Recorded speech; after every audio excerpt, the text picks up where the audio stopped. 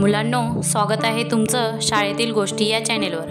आज आपण पाहणार आहोत द्राक्ष आणि कोल्हा यांची गोष्ट। एका जंगलात एक कोल्हा राहत होता।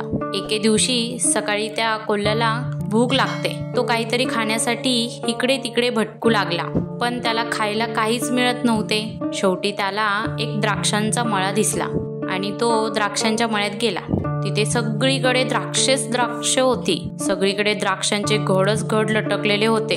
कोल्ह्याच्या तोंडाला पाणी सुटले। तो विचार करतो, ही फळे चवदार दिसत आहेत, मला ती पाहिजेत। कोल्हा तिथे थोडा वेळ बसतो आणि द्राक्षांचे वेल आणि द्राक्षे नीट पाहत असतो। द्राक्षे खूप उंचावर असतात, त्याच्या पोसण्यांच्या पलीकडे उंच लटकत होते। त्यामुळे तो उडी मारून पिकलेले द्राक्षे पकडण्याचा प्रयत्न करू लागतो, परंतु तो द्राक्षापर्यंत पोहोचू शकत नव्हता। तो पुन्हा उंच उड्या मारतो, पण द्राक्षे नेहमी त्याच्या उंचीपासून लांबच असतात। काही वेळाने तो उड्या मारून दमून गेला। त्यानंतर तो स्वतःशीच फुटफुटला, कोणाला खायला हवी ही आंबट द्राक्षे, मला तर नकोतच असे म्हणून तो तिथून निघून जातो। आपल्या आवाक्या बाहेरच्या गोष्टींचा तिरस्कार करणं खूप सोपं असतं।